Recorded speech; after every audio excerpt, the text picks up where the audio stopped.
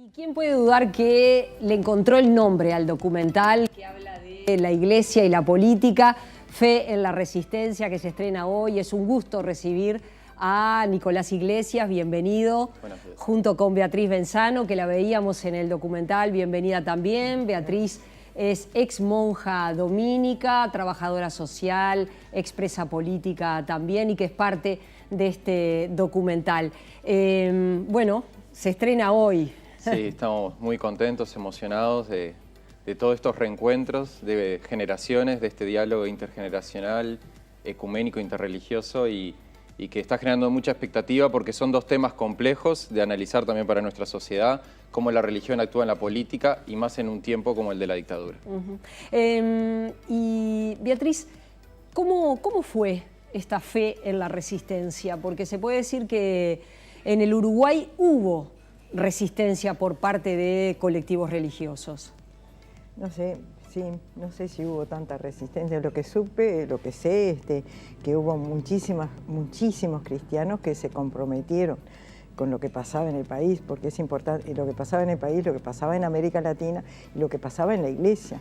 No nos tenemos que olvidar que hubo el Concilio Vaticano II que abrió las puertas a la gente, al mundo, se acercó a todos los problemas. Después la conferencia de Medellín en el 68, y después, bueno, la teología de la liberación, las comunidades de base, una cantidad de cosas en la iglesia renovadora, que era la iglesia nuestra, no solo de cristianos, sino también la institución iglesia, ¿no? En esos concilios, declaraciones, cuando hacen la opción por los pobres. Entonces los cristianos también pienso yo, por lo menos en mi caso, frente a la marginación, la pobreza extrema, la injusticia social que reinaba en nuestros países, no quedaba otra que un compromiso político para tratar de cambiar las cosas, ¿no?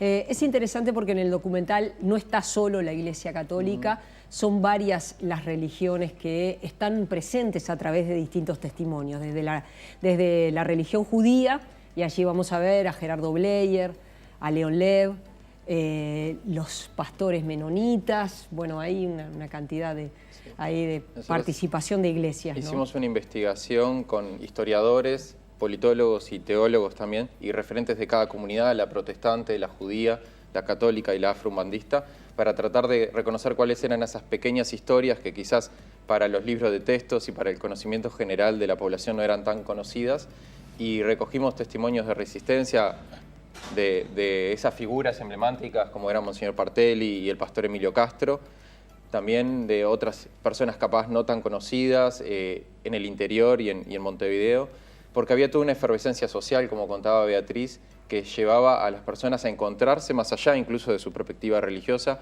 Incluso muchas personas que eran ateas se sentían convocadas a espacios religiosos para participar social y políticamente. Y ya cuando en la dictadura, lo hablábamos antes, de cuando los espacios de participación política estaban restringidos, eran los partidos ilegalizados, los sindicatos no estaban permitidos, las parroquias, las comunidades eclesiales fueron refugio y un lugar de respirar, de tener esperanza y también tener resistencia en el sentido de juntarse, de tener una pequeña llama de libertad y de reflexión crítica sobre lo que estaba pasando. También ser solidarios con las personas que estaban presas, organizar esas canastas, esos bolsos de alimentos, esos pasajes para ir a visitar, que los familiares pudieran visitar a los presos políticos. La salida al exilio, que ahí también la red ecuménica y religiosa jugó un rol. Aparece Belela Herrera también con Juan Raúl Ferreira y Oscar Bolioli, que eran como una especie de triangulación con el exterior para denunciar las violaciones a los derechos humanos en Uruguay, en Estados Unidos, en Europa, pero también para sacar gente que no se sentía con la posibilidad de vivir en nuestro país en tiempo de dictadura. El documental recoge todo ese proceso que contaba Beatriz hasta la salida democrática, terminando con ese hito que fue el ayuno de Pérez Aguirre, Ademar Olivera y Jorge Osorio, que luego el 25 de agosto termina con el gran cacerolazo del año 83. El documental recoge todos esos procesos, esas historias, que cuando hablábamos con los historiadores que nos acompañaron, Gerardo Caetano, Álvaro Rico, Gabriel Kirichi, decían, esto no está en los libros de historia, no está escrito y reflejado con la dimensión de lo que tuvo esta lucha, esta resistencia, y nos parecía, bueno, yo soy una persona mucho más joven y notaba que en nuestra generación no teníamos acceso a esas historias y queríamos de alguna forma legarlas para el futuro y para el presente, para entender nuestro presente también. Cuando Lucía Topolaki en el documental cuenta lo que significó para ellos que cuando salieron, un lugar que encontraron fue Conventuales, allí dieron la primera conferencia, allí comenzaron las primeras reuniones. Son cosas que está interesante traerlas a la memoria porque si no, no nos acordamos de que eso sucedió. Eso pasó. En Conventuales además organizaron y crearon trabajo para la gente que salía que no tenía nada. Uno de los grandes problemas al salir de la cárcel era la falta de trabajo y además que no te permitían seguir estudiando. Cantidad de gente se quedó sin poder terminar su carrera, ¿no? Se tuvieron que ir, pero... Beatriz, en tu caso estuviste presa y después te fuiste al exterior. Sí, después me fui porque a mí no me habían procesado y estaban procesando a otras dándole 7 años y yo me había ido con 4 y me podían en cualquier momento, me metían presa de vuelta para que cumpliera los años, ¿no? Y allí decidiste y además se vivía un clima muy especial, sí, que seguías en peligro de muerte, ¿viste? Porque estábamos vigilados permanentemente. Sí. En el documental se ve también que muchos señalan que, bueno, que también se vivió con miedo, había miedo.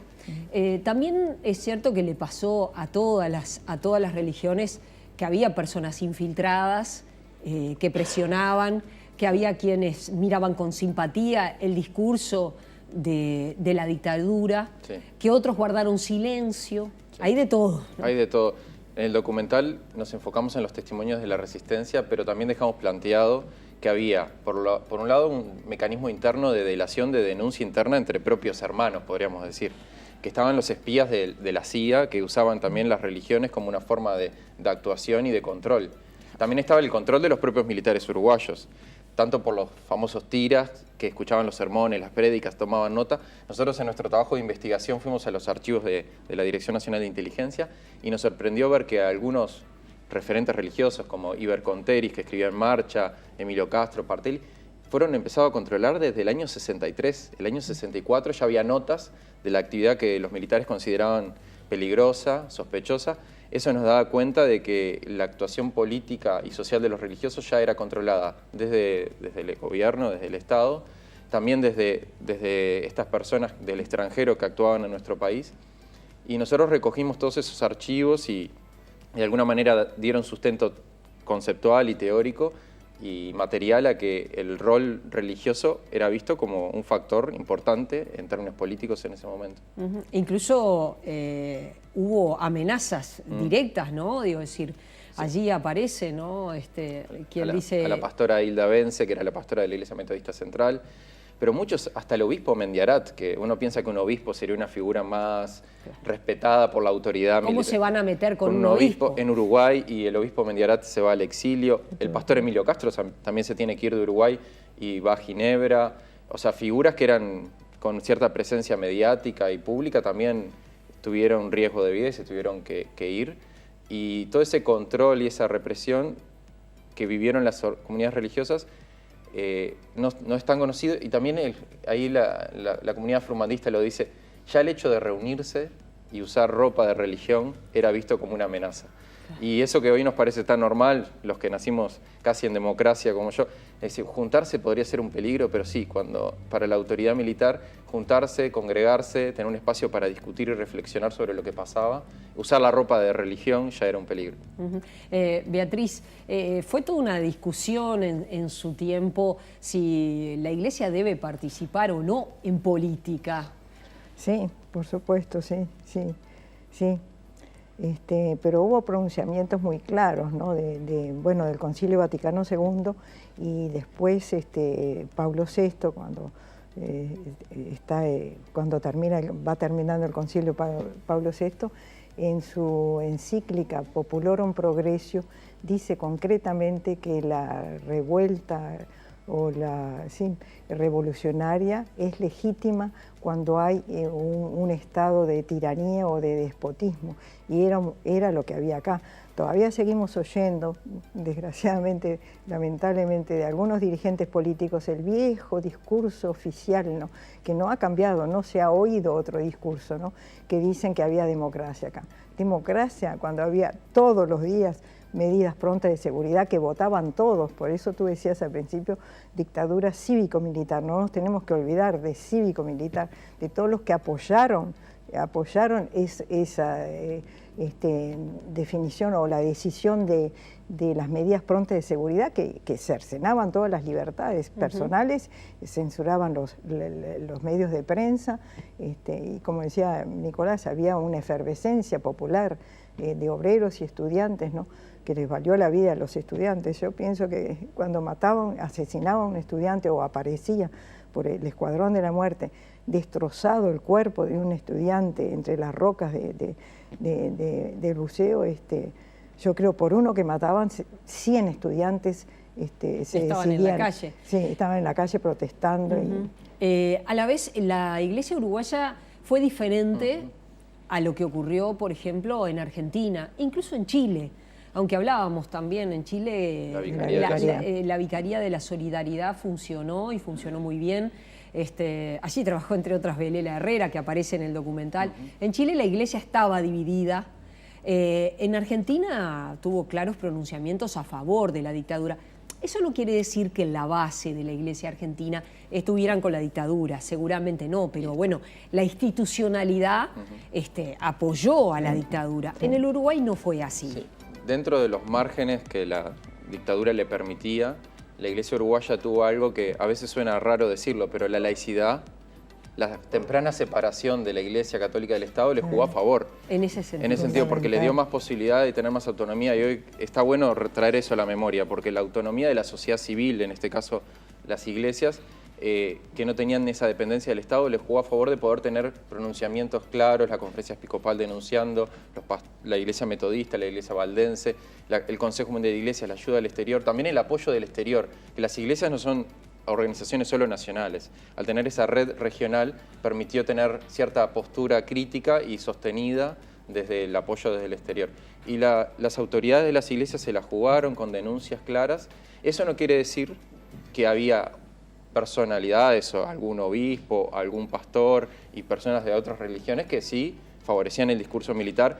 Tradición, familia y propiedad, por decirlo, como uno de esos grupos claramente alineados con el discurso militar.